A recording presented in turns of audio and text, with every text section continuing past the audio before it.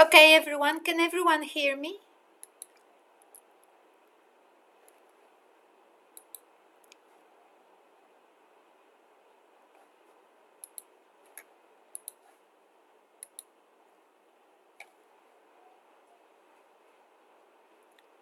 Oh, good.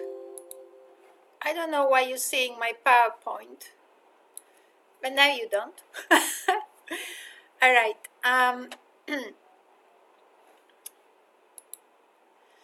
So,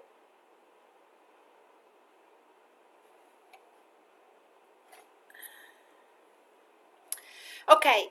So I might just let you ask some questions and then I might talk, okay? So maybe we can start with your questions first.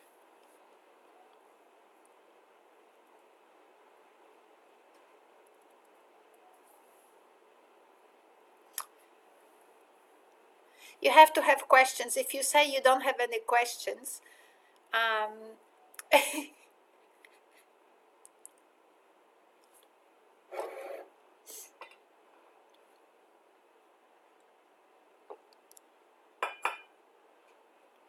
okay.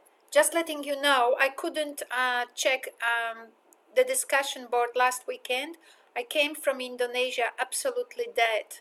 I ate in five-star on the Indonesian sort of conditions, restaurants, and never mind, no matter how hard I tried, I got such terrible food poisoning on the last day. My husband was saying I was pretty much unconscious when I was coming to Australia. I don't know how I actually made it. So I was lying dead on Saturday, especially Friday, Saturday, Sunday. I was better. So my voice is still funny. I can't hear myself well. So maybe my voice is okay, but I can't hear myself well. What's the teaching sequence? Yeah. I will do that. What is a teaching sequence? Well, Shannon, I am recording right now.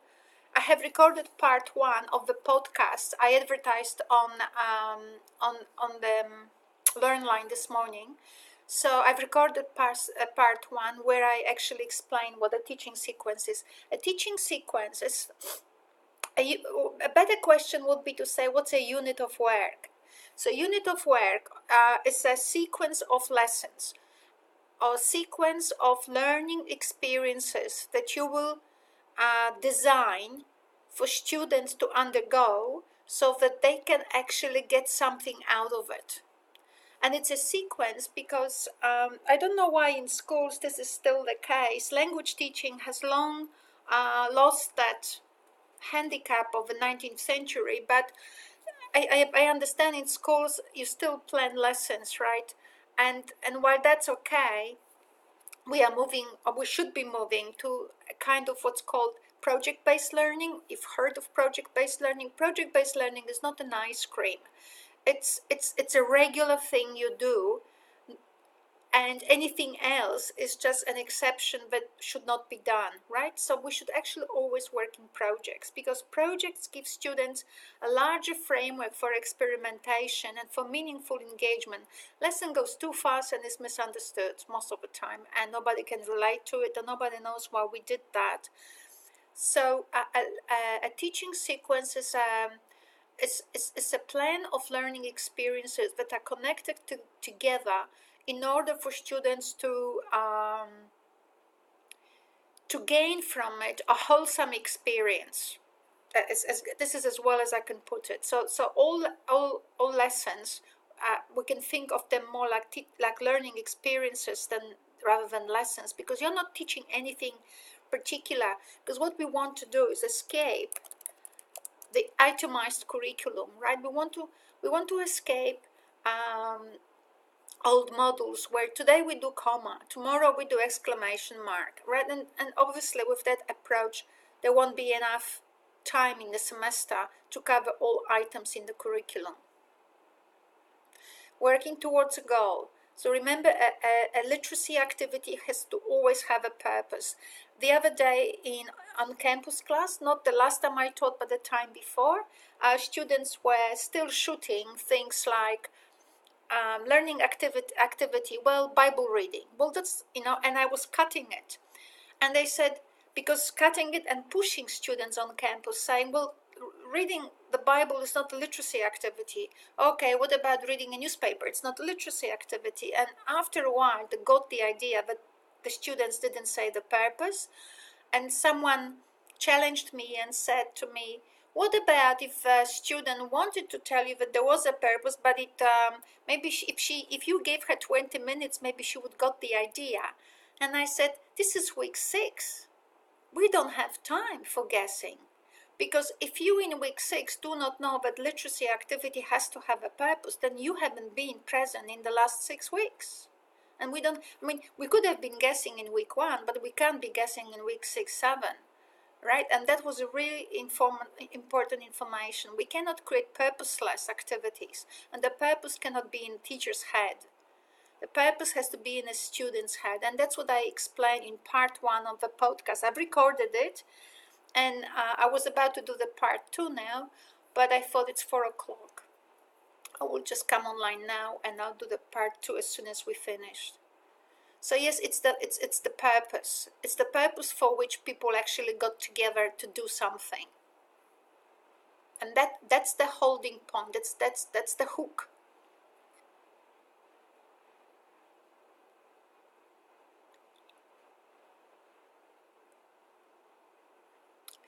Nobody just walks aimlessly.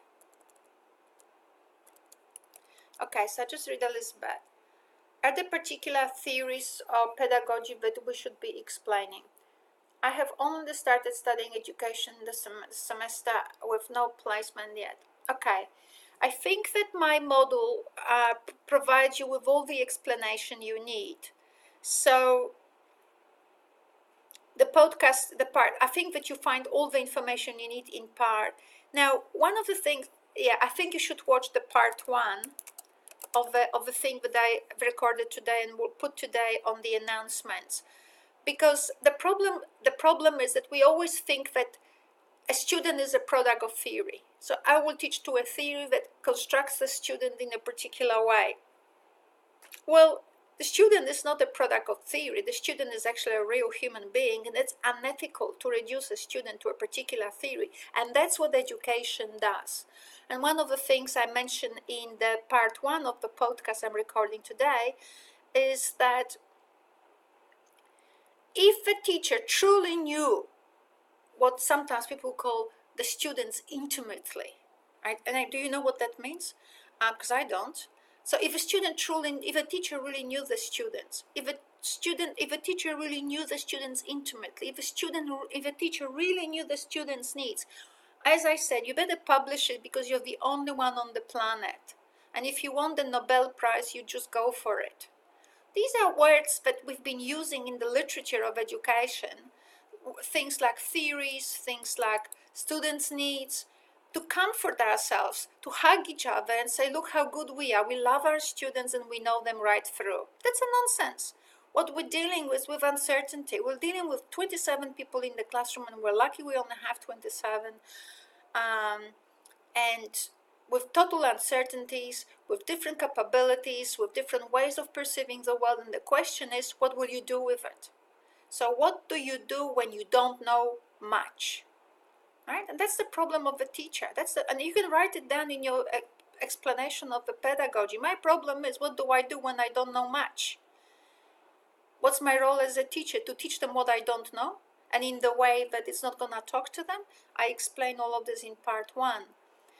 We need to be very clear and very honest to ourselves. There are people with brains, and we don't know what's in their brains. We hardly know about teaching. Use Peterson. I have submitted to you PowerPoints with Peterson. Peterson talks about learning being in the right brain. How do you engage the right brain? You don't engage the right brain, you're not teaching them anything, or not enabling learning, right, in any event. So you've got that information, and these are these perspectives that I share. They escape theories in the more traditional way. I don't want you to look at that student and fool yourself that that particular theory tells you what's legitimized and what will allow you to pass through whatever hoops you have to pass to become a teacher. I think to become a teacher, you have to be ethical and you have to be honest and you have to see the gaps in your knowledge and you have to connect with universities later on and do some research or one way or another find out how to assist yourself with knowledge. Because the idea is not to know the students, the idea is how do you cope with uncertainty? How do you cope with not knowing?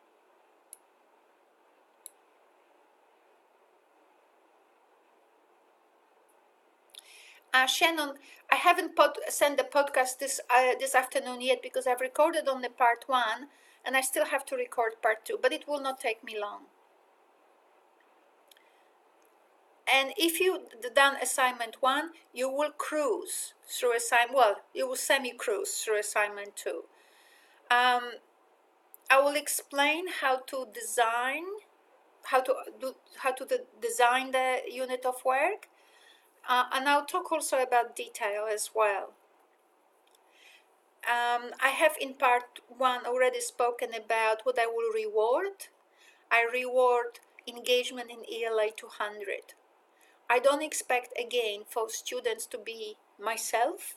It took me a long time to think out the model. It took me a long time to master the model. I have become better and better with every time I teach this particular model. And or test it. I've become better over the time, over the years, but I don't expect you to be like me. I expect you to show some courage, some innovation, some freshness. You're young, you'll be new teachers. You should be looking at the world with fresh eyes, not with stifled old eyes of a 17th century monk. And I'm not saying the monks were stifled. I think that today, when we still have the same eyes, they dead eyes, right? And that's what we very often do. We still have mindless battles, how much phonics and how much something else. We can't actually put things in perspective. And that's sad to say because we're stuck between the theory practice divide. Can't solve it. Part one of the podcast explains it quite well. So if you watch part one, and the part one I'll publish before I will do part two, so that you can actually start watching it before I finish part two. Yeah, I will be rewarding thinking. I'm not rewarding being right. I reward thinking. And I also said in part one that I will not be passing students who will simply plagiarize lesson plans. Here's phonics method, added phonics, here it is, Ania. Phonics, someone made money out of it. I'm not giving anyone any marks for plagiarizing commercial systems. It's just as simple as this. Because I have to assess your capacity in ELA 200, not in plagiarizing phonics or something else.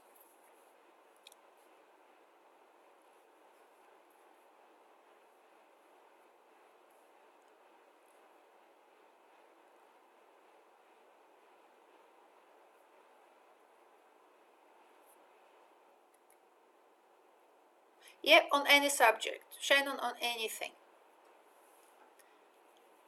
Absolutely. But I am interested in the concept of literacy in terms of print, I think. I am happy for students to and actually endorse strongly the use of posters as one of the materials with which students work and play creatively with. But basically, I will not think of literacy as, for example, tracking animals in indigenous cultures, because I have no idea about it, and I just have no idea. I wouldn't know how to assess it.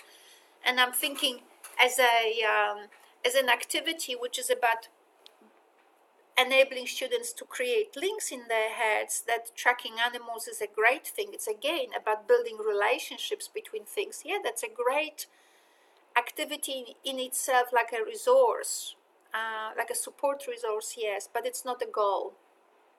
Okay, so we're not teaching literacy as if it meant tracking animals for when hunting. So that's not the objective. It could be a support activity, but it's not the goal of a literacy activity, unless we do all other things in order to hunt. Would each lesson plan be on the same subject and work towards a final goal? Yes, these lessons must be connected, okay? Connected. They have to be connected. So basically, if you listen to podcast 1, part 1, you will hear me explaining that basically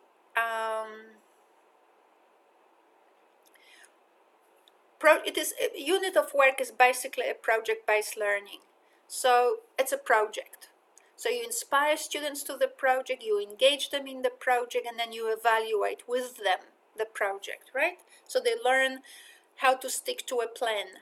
So when you inspire them, the outcome of inspiration is some form of agreement, how we will work and what we want out of it. Then we do it, and then we evaluate according to the plan that we designed in the inspiration phase. And if you do it this way, children learn to plan. Children learn that every planning not only has 3 phases, but phase 3 responds to phase 1.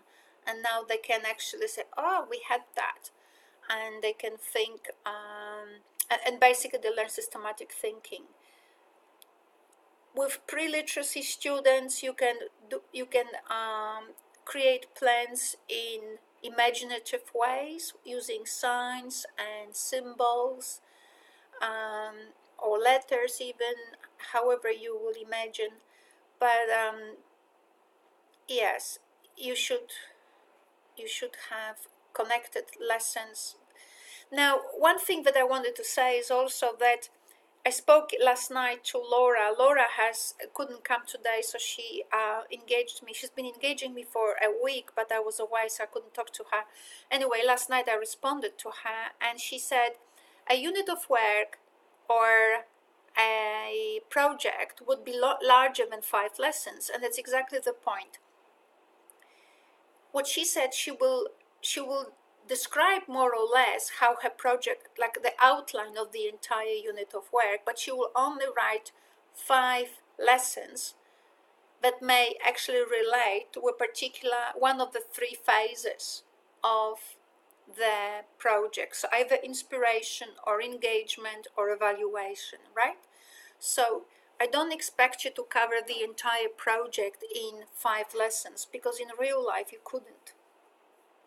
But if you can, so basically always remember to slow down things. There's nobody hurrying you, and whatever, devise 5 lessons in a way that actually speaks to one of the 3 phases, probably inspiration or engagement or evaluation.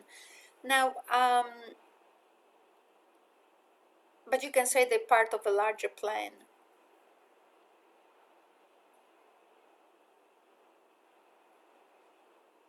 Yeah, you couldn't do.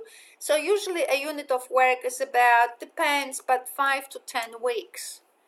So you couldn't cover it in 5 lessons. And because sometimes in 5 weeks you have lessons every day. So it's just too dense, too much.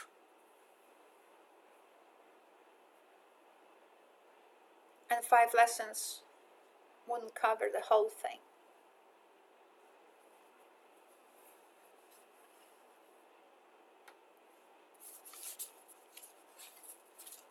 Some of the things I might share with you that were on email between me and Laura.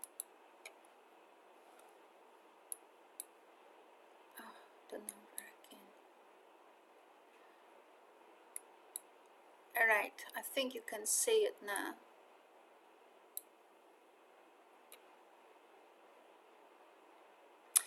So Laura was asking questions like, she wants to use the model I invented for emotional reading, so reading for emotions. And she says, she was asking me, how is she gonna introduce students to the model? And I was saying to her, I'm not sure, but you can see it in you can just see it later on, or read it or not read it. But I will engage this text in my podcast too. But basically, what I was saying to Laura, you don't teach someone something. You basically have in mind the 6 stages and the principle that each stage is emotionally informed. So, but you don't do that. You don't say, now today, children, I'll teach you 6 stages of text production. I mean, you can, but I wouldn't do that. What you can do with students is to,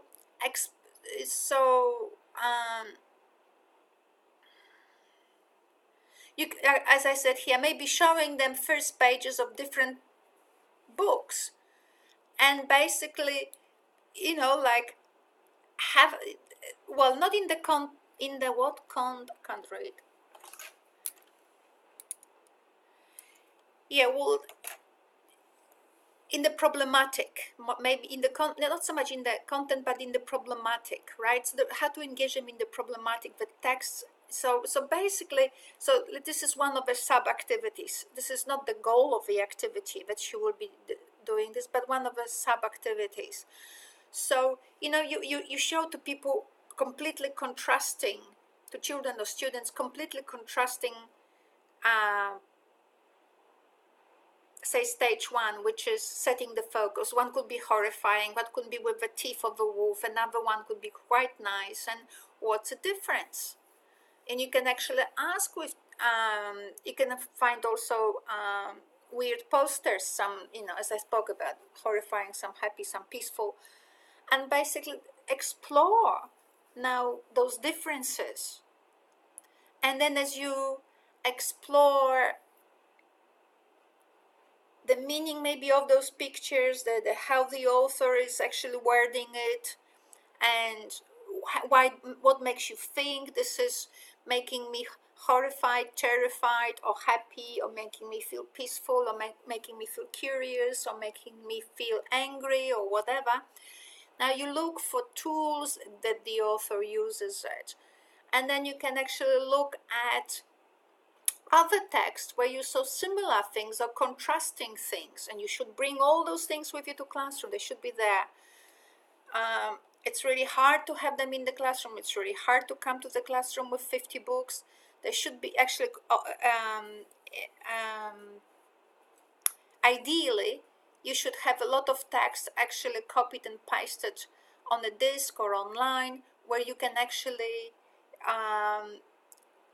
call them through a database and basically display them on the smart board with ease and quickly, so you don't have to carry these things. But a lot of these texts that you would want to use, you just digitize them, and you can have them in a folder, or you can have them somewhere computerized, so that you don't have to carry them with you, and you can actually use many of them in classrooms. So you can compare and contrast, discuss what tools the author was using, where else have they seen something.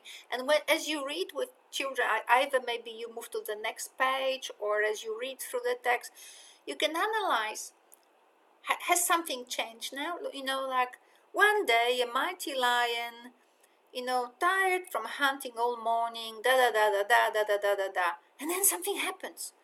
So you can actually observe with students, or with children, that there is a shift in the text, right? Because how did I devise the model? I didn't devise it. I was looking for moments of shift in the text. And that's why I said, okay, well, this is no longer setting the focus. Now we have disturbance. And you can actually, not teach the disturbance, but as you read the text, you can actually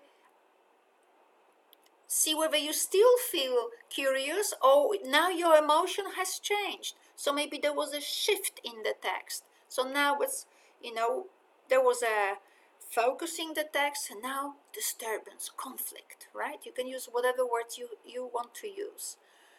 And then sometimes there is no dialogue, but there should be dialogue. So you can actually have a look in what forms did the dialogue appear. If a text is well designed, there should be a dialogue. And the dialogue could come in different forms. But as you can see, when I'm saying playing, exploring, examining across different texts, and not teaching my model as if it was the Bible, but basically exploring with students when the emotion now change into another emotion, and maybe therefore there's a shift in the text, and maybe there's a different stage, and we could actually mark it on the smart board, call it whatever it is. And once you analyze the text, it'd be a good activity to actually now with students recreate the text. So you wipe the text off the whiteboard or off a smart board, and now all you have is emotions. And now let's recreate the text ourselves. And you can actually divide students in group, and each of the group does different different aspect of the text, different sequence. Now that would be funny what would come out. But that's one way to actually use the model, sensitize students to the social connection of the text. By social, I mean we use emotional devices differently according to what emotion we want to elicit in the reader. And then we can, in this way, we can, by feeling the emotion, by analyzing the tools, we actually can trace it back to things like why do we think this is the case, why is it important for me, or whatever. So you can actually build the entire world around the analysis of each of those emotions and the tools that the author uses. And now that will take you the entire hours, right? Just doing that. So that's okay, nobody's hurrying you. Because, I think that I pointed out in a different, somewhere else, that you may not see it well, but you don't have to do intonation. This is an intonation curve, right? So you might not know, guys, that, but it's not a very good. Do you see here one day right at the top, right in the left corner? So this is English intonation, and it's very interesting. So I'll tell you some things about it. So you don't have to have mechanisms by which you actually record your voices, although it would be very nice if you actually could download WinPitch. It's free from France. It's a colleague of mine. And another one is Pratt.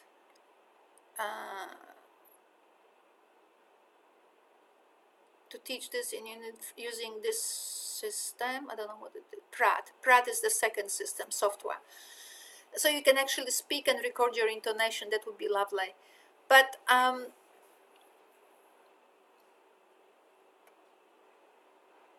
English intonation is very predictive and predictable. So what happens in English, and funny that I don't have a good picture here, but never mind. What it does in English is that you start really high and you drop all the way down. One day a mighty lion lay down under a shady tree, blah, blah, blah, blah, blah, blah. But as you can see, there is a bit of a rise here. Oh my goodness, can I?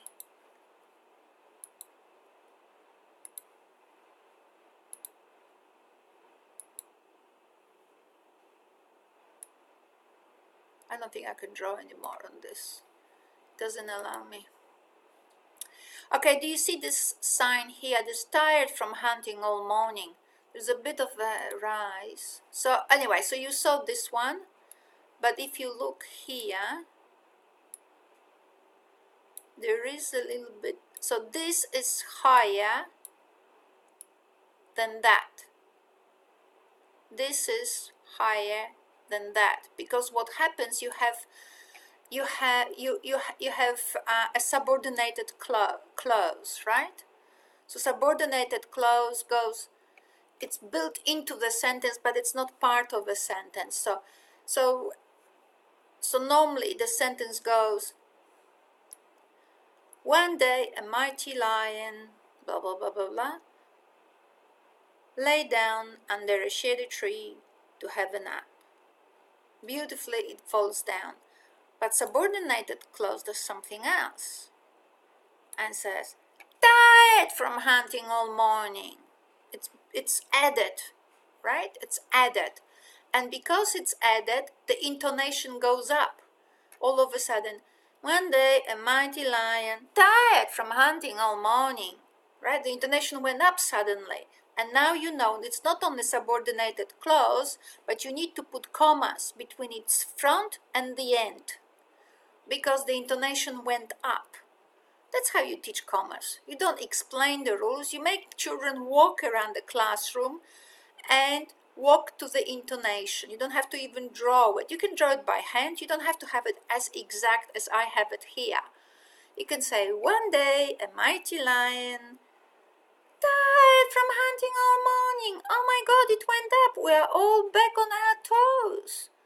And then we go down, lie down under a shady tree to have a nap.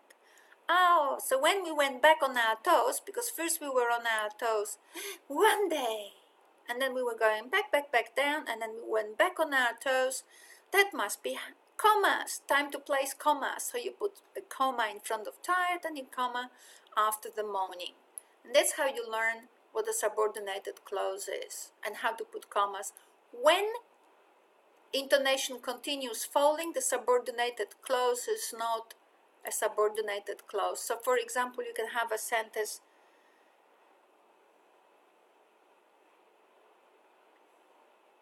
one of the boy that was naughty,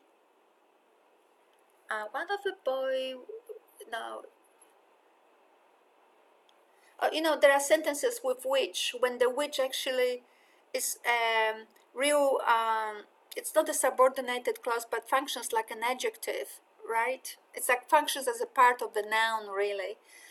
Never mind what that means, but the intonation would not go up, but it will continue going down. Then it's part of a sentence. It's not a subordinated clause, and you don't put commas in front of a which of that in those cases. But when the intonation goes up, you put the commas between those to outline where the subordinated clause is.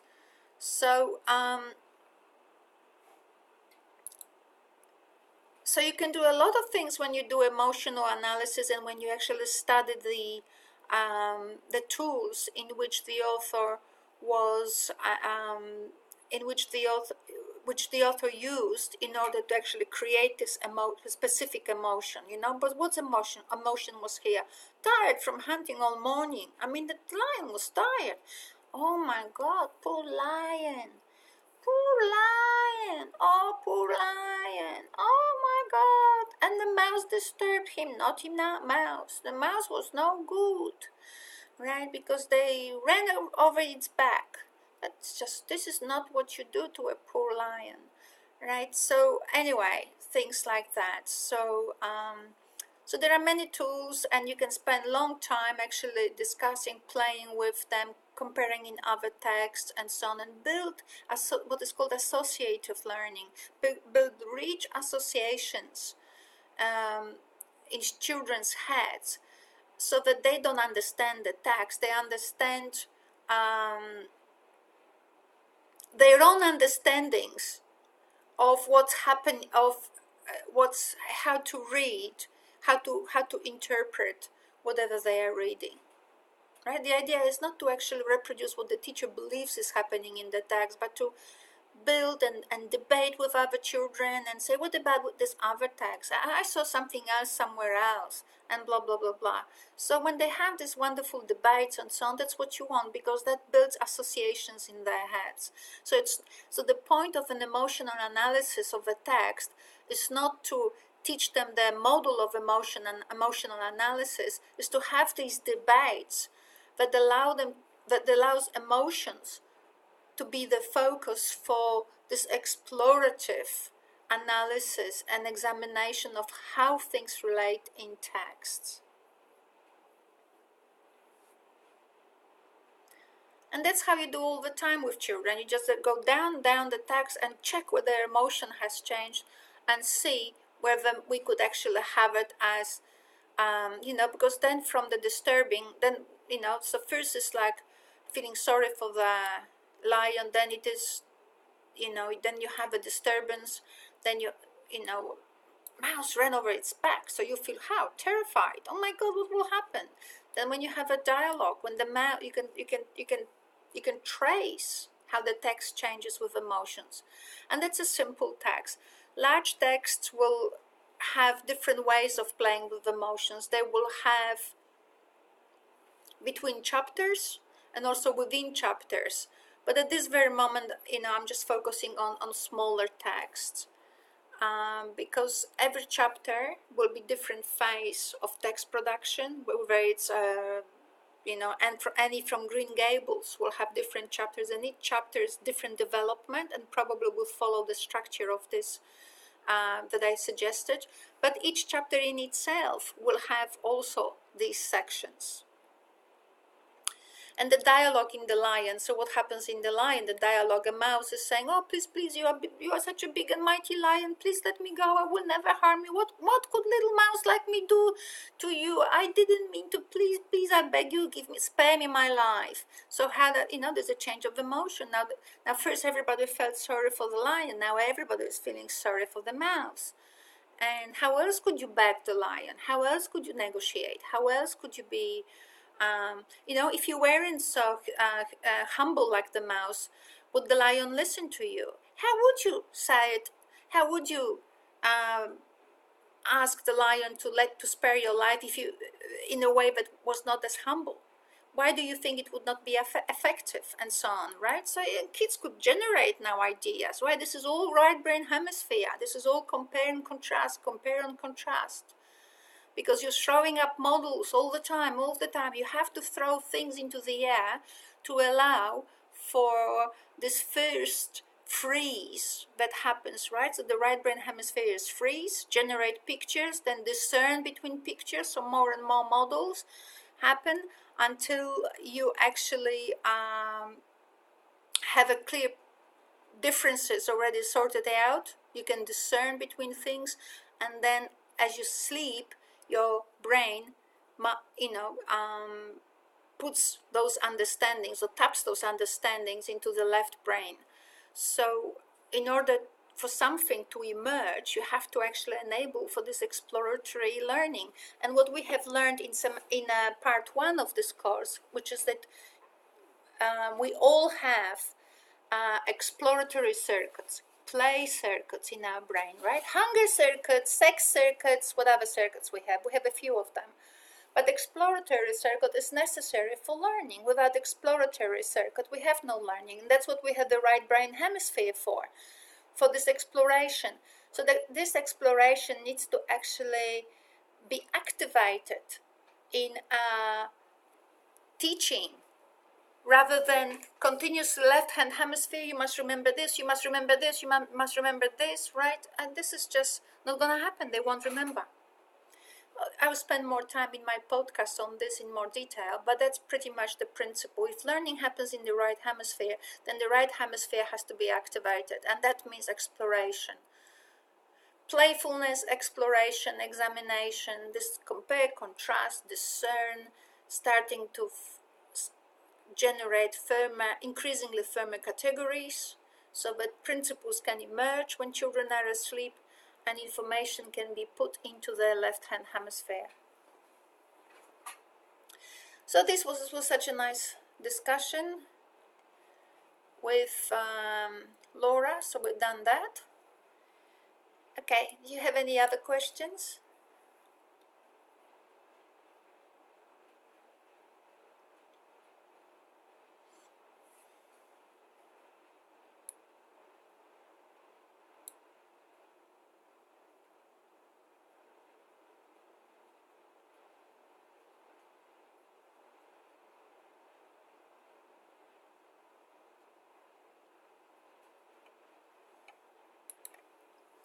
Yeah. Well, one thing you don't want to do, Shannon, is today we will be doing punctuation. For the next 5 lessons multiplied, or is it just wait, multiplied by 2 hours, which will give us 10 hours. We will be doing nothing else but studying where to put comma and where to put double colon and where to put, what else is the exclamation mark and question mark, right? We will do 3,000 drills on that. Right. Begin now. Right? You don't want to do that because even if they master that, come 2 months later, I mean, if you continue doing the same model, if students, nobody learns in an additive way. We don't add information almost as if whatever we explain to students was a brick. So it doesn't go brick by brick because you're not designer, you're not God, you're not creator. You wouldn't know what that brick is for that additive process to actually take place.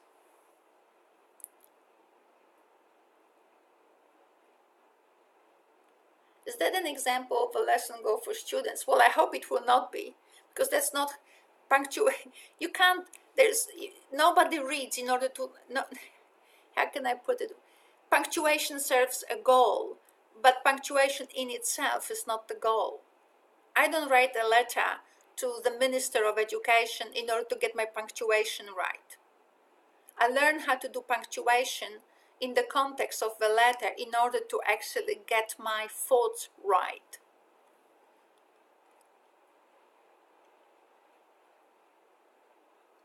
I mean, the thing about doing punctuation for 5 lessons for 2 hours was actually a bad example. It was an example of a bad activity. It was an example of what not to do. It's an itemized curriculum method, right? It's an itemized approach to curriculum. Today we do this, tomorrow we do this. You could never provide a rationale for this form of teaching because there is no purpose, there is no literacy concept in it. You have to have a literacy concept, right? What is literacy? Literacy is but whatever it was, acting in order to achieve the desired purpose, right? So what's the purpose? Punctuation per se is not a purpose.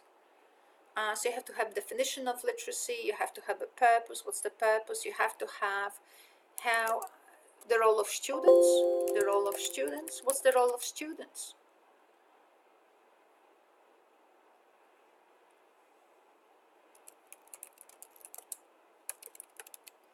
Effect the desired outcome, right? They just have to have a desired outcome. They want to effect it. So in order to effect it, they need to engage their right and left hemispheres. So especially the right hemisphere. And how do they do it? You need to engage them in inspiring activities. But inspiring means also showing them, not showing them, but enabling them to identify what they don't know, right? And now they can build on what they know. And that's the job of the right brain hemisphere. Oh my God, I don't know, I froze. Now whatever I know will generate now pictures. They're chaotic, they're fuzzy, they're foggy, right? So always think about, if you want to think of the theory of learning, always think about what Peterson says. Imagine you're trying to get into the dark room and you are looking for the switch. Before you turn on the switch, your mind is generating all these pictures. Oh my God, something can bite my hand. Oh my God, will I put my hand into the dark room and look, where's that switch? And you get really anxious because you want that switch as fast as possible so that the monsters from your mind disappear and you can see there is indeed nothing in that room, right? But before you actually turn on the switch, your mind generates monsters, right? So so always learning is about the looking for the switch in the dark room. The mind feels you freeze. Oh my God, I have to turn it on. I don't want to. You ask your husband to turn it on, right? So if you don't have a husband, unfortunately, if you have to turn it on yourself. So your brain generates all these monsters, and then you look for ways. You say to yourself, "Well, I'm stupid. Me, there is no monster, right?" But there's this compare, contrast, examination going, and bang, you turn on the light. So that's basically learning. From what they know, they generate chaotic pictures of whatever could be in the dark room, right? So from whatever they know, they have to and now as they generate those pictures, they have to learn to discern. So they compare and contrast until they develop strong categories. Whoa, they feel better. Of course, dark rooms might mean monsters, but let's face it, I'm 25 now, there are no monsters, right? Or and all of that. So the monsters first get created, then you can discern between situations. I've been in this room before, there was no monster, and so on and so on. You compare, contrast situations, you start discerning between different moments and places. You build categories. It is stupid to be scared of a dark room, right? When you go to sleep, that's gonna be tapped into your left hemisphere and your brain will learn. And maybe some of us no longer have a fear of putting the hand into the dark room and search for a switch, but some of us still do. So that's pretty much the theory of learning. It's the theory of turning on the switch in a dark room. That kind of, it's a nice metaphor for how learning happens. And in order for those images, in order for students to build from what they have to actually be put in front of a challenge. They have to be terrified by that challenge, and they have to now start drawing on their own resources, right? And that's good, because the more resources they can draw on and you enable it, they can compare and contrast against a rich array of resources, not just one example. In some of the readings and YouTube lectures, you talked about linking the literacy task project with community. Prerequisite. I will be talking about it tonight again, once we finish. Prerequisite. You cannot have a literacy activity without community. So there. You can't, because literacy is, you do something in order to what?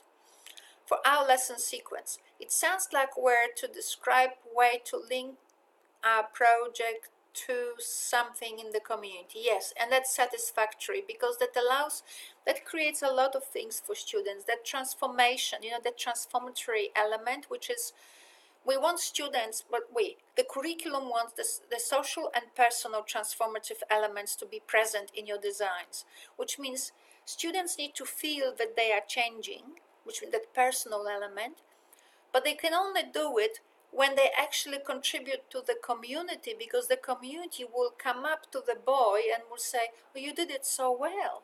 Thank you, Adam. You did it so well." I mean, there's nothing more boosting someone's ego, or in a positive sense, than an older woman or whoever coming and said, "Adam, you did it so well."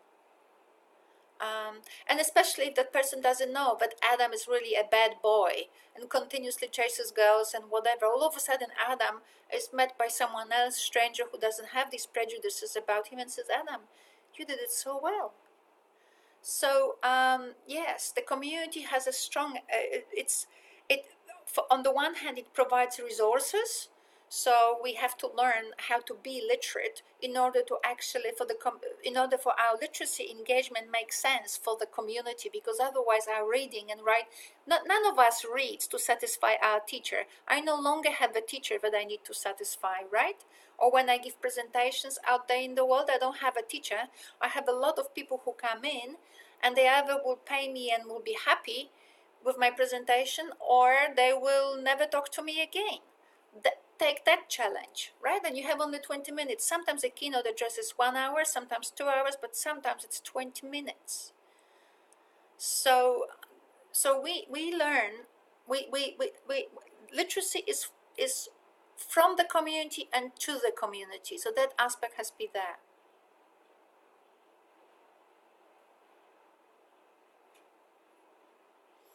And I will talk about when you actually plan your learning experiences. I will talk about things like, you need to plan your human resources and your material resources, because you want students to meet the people from the community, maybe invite. I'm not sure if the schools are that easy with invitations of external community, but I don't care. For the purpose of a assignment in ELA 200, let's assume that it will be going all easily and you will be able to bring all these Japanese people into your classroom and you can do calligraphy classes. I don't really mind. I mean, I just want it to be present in the plans, so that your students actually, when they design something, they design for their objects to be meaningful to someone, right? And remember, I still will be when students design things, even when they create poems, or I didn't teach you how to do poems, I didn't have time. Maybe one of the videos in module 4 has discussion about it, I don't know.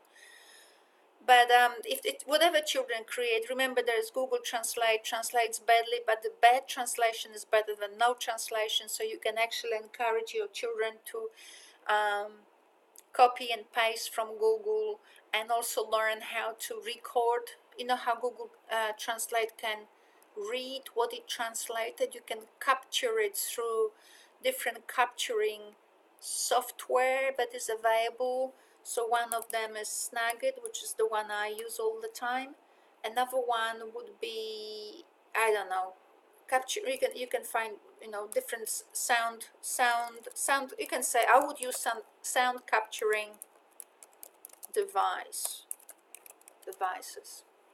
and you can actually click on an object, click on the microphone in Google Translate, and it will actually read what it translated. You can record it, and you can build it into a PowerPoint, or you can build it into the sound file can be played through a PowerPoint, or it could be played through a website, and that's nice. It's certain, and you can put little flags. So if an invitation is in Italian, you can put an Italian flag next to the translation, or you can put a Vietnamese flag. That's all nice. These are nice elements to think of, and yeah.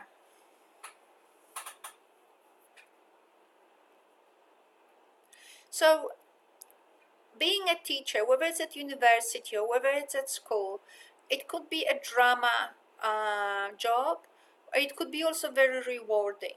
So there will be aspects, I believe, administrative aspects that maybe you will learn in due course to do quite quickly.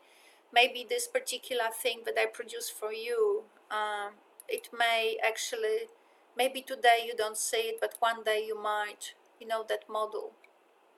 It may help you to deal with the administrative requirements that you have to produce in terms of, did I do this and did I do that for ITIL?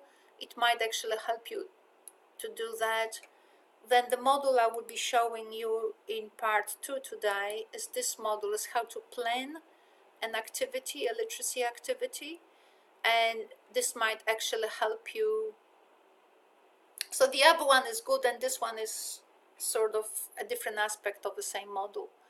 So I'll talk about it. So this might also, all of these things might help you, might be a good shortcut one day how to deal with administrative chores of being a teacher. But I think that if you approach your job as play, and if you approach your teaching as play, and in your classroom there will be a play no matter what level you teach, it's gonna be a rewarding experience, because let's face it, who doesn't like to play, but if you get terrified, or if you get so ambitious that you forget that best thing happen is actually when you relax and when you play and you start being tense and you do what everyone else does and it's not rewarding to you, then people sort of get stressed.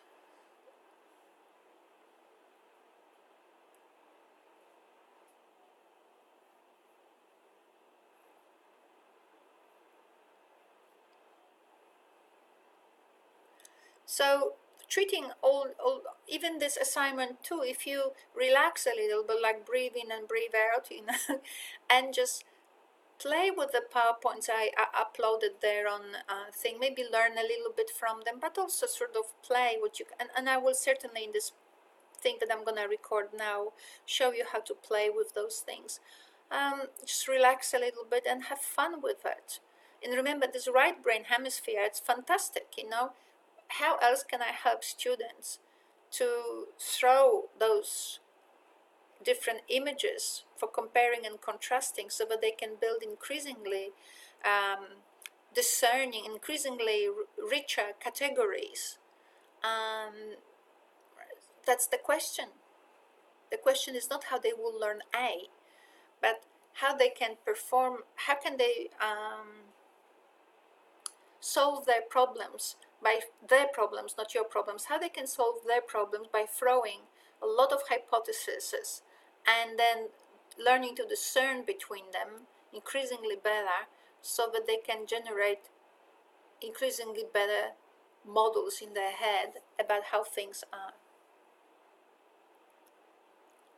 Okay, friends, so I'll see you next week, and I will just deal with with part 2, and I'll upload part 1 right now.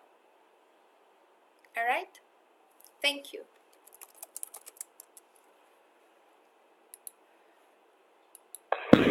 Recording stopped.